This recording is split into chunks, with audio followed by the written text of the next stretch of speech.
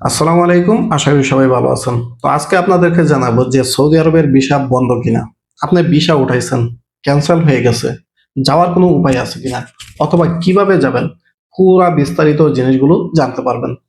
তো প্রথমেই আসেন, আমরা যেটা বলি যে সৌদি আরবের ভিসা বন্ধ, কেন বন্ধ বা বন্ধ হচ্ছে কিনা, এই বিষয়টা আপনাকে প্রথমেই জানতে হবে। দেখেন, সৌদি আরব থেকে বিভিন্ন ধরনের বা বিভিন্ন ওয়াস্তার মাধ্যমে ভিসা উঠানো যায়, এটা কম বেশি সবাই জানেন। নামে বেনামে, নিয়ম মেনে না মেনে হাজার হাজার লক্ষ লক্ষ ভিসা কিন্তু সৌদি আরব থেকে উঠানো যাচ্ছে বা উঠাতে পারতেছেন। তো বর্তমান সরকার যেটা করলো সেটা হলো তার একটা নতুন সিদ্ধান্ত নিল যে আপনার নিয়ম না মেনে, আপনার সরকারি ট্যাক্স ফাঁকি দিয়ে বা বিভিন্ন ধরনের ওয়াস্তার মাধ্যমে এখন থেকে চাইলেও আপনার ডুপ্লিকেট বা আনলিগেল সরকারের অ্যাথরিটিস বাদে ভিসা উঠাতে পারবেন না। মোটা তাকে বলা যায় এইটুকুই। কারণ আপনি যখন ট্যাক্স ফাঁকি দিয়ে বা বিভিন্ন ওয়াস্তার মাধ্যমে বিভিন্ন সিস্টেম করে ভিসা উঠান, সেটা কিন্তু সরকার বিভিন্ন ধরনের ট্যাক্স থেকে বঞ্চিত হচ্ছে। যার কারণে এইটাকে আপনার অনলাইন সিস্টেম যেটা সেটাকে অ্যাক্টিভ করে দিছে। ফলে সরকার কিন্তু দেখতে পাচ্ছে কোন বিষয়টা ওয়াস্তার মাধ্যমে উঠছে, কোনটা ট্যাক্স ফাঁকি দিয়ে উঠছে বা কোনটা বিভিন্ন ফাঁক ফোকর দিয়ে উঠতেছে। তো এখন যেটা করলো সেটা হলো যে তারা ট্যাক্স ফ্রি ভিসা দিবে না। বিভিন্ন ধরনের ওয়াস্তা মাধ্যম নামে বেনামে এই ধরনের বিষয় যেগুলো সেগুলো বন্ধ করে দিবে। এখন প্রশ্ন হলো সেই বিষয়গুলো যখন দেশে চলে আসছে তখন সেগুলো কিন্তু কার্যক্রম চলে গেছে, যেটা বছরের পর বছর চলতেছিল বা চলছিল সেটার কার্যক্রম চলে গেছে। এখানে প্রসেসিং হয়ে গেছে, ফিঙ্গার দিচ্ছেন, বিএমইটি করছেন, টিকিট রেডি করছেন, এখন কিন্তু চলে যাচ্ছেন। ফলে যেটা হচ্ছে সেটা হলো বাংলাদেশ এয়ারপোর্ট থেকে আপনাকে আটক করছে না। যেটা করছে সেটা হলো সৌদি আরবের এয়ারপোর্টে যখন যাচ্ছেন তখন কিন্তু আপনাকে আটকে দিচ্ছে এবং রিটার্ন কিন্তু ব্রেক পাঠিয়ে দিচ্ছে।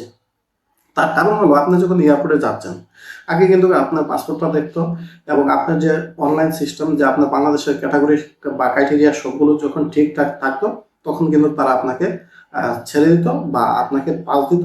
ফলে কিন্তু আপনি ঢুকতে পারতেন। এখন যেটা করে সেটা হলো বিভিন্ন ধরনের ওয়াস্তা বা আপনার ট্যাক্স ফাঁকি দিয়ে বা নামে বেনামে যে বিষয়গুলো উঠছে সেগুলো অনলাইন সিস্টেম বাতিল বা অনলাইন সিস্টেম হচ্ছে না। যার ফলে তারা যখন চেক দিচ্ছে তখন কিন্তু আপনার বিষয়টা অনলাইনে পাচ্ছে না। যার ফলে আপনাকে অবৈধ হিসেবে আপনাকে কিন্তু দেশে ফেরত পাঠিয়ে দিচ্ছে। এখন প্রশ্ন হলো, যারা এতগুলো টাকা ভিসাগুলো উঠাইছেন, টাকা মুভ করেছেন, মেডিকেল করেছেন, বিএমইটি নিয়েছেন, এখন তারা যদি অনলাইনে না থাকে তাদের করণীয়টা কি? তারা কি করবেন? তারা কি যেতে পারবেন নাকি যেতে পারবেন না? তো প্রথমে আসেন, যে ভিসাগুলো উঠে গেছে, যেগুলো অনলাইনে নাই, সেগুলো টোটালি ভাবে বাতিল। এই ভিসা দিয়ে কখনোই আপনি সৌদি আরবে প্রবেশ করতে পারবেন না।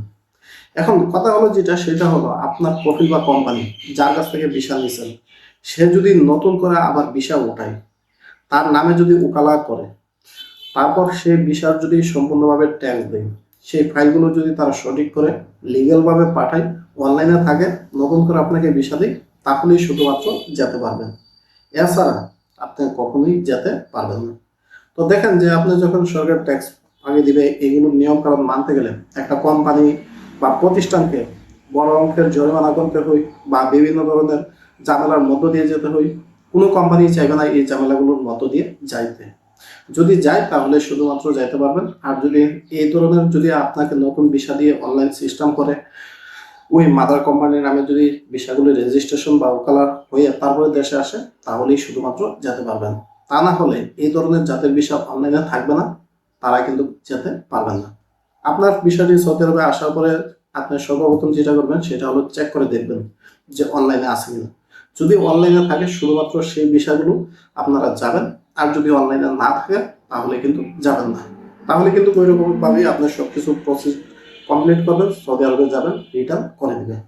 তো এই বিষয়টা নিয়ে দুদিন যাবত আমি ভাবছিলাম যে কথা বলবো না, কিন্তু না বলে পারলাম না। যে মূলত সিস্টেমটা প্রসেসটা এটাই যে আপনি শুধুমাত্র অনলাইনে থাকলে যাবেন, না থাকলে যাবেন না। এইটুকুই শুধু আপনাদেরকে জানানো উচিত ছিল। তো এই বিষয়ে যদি আরো কোনো মতামত থাকে জানাতে পারেন। ধন্যবাদ।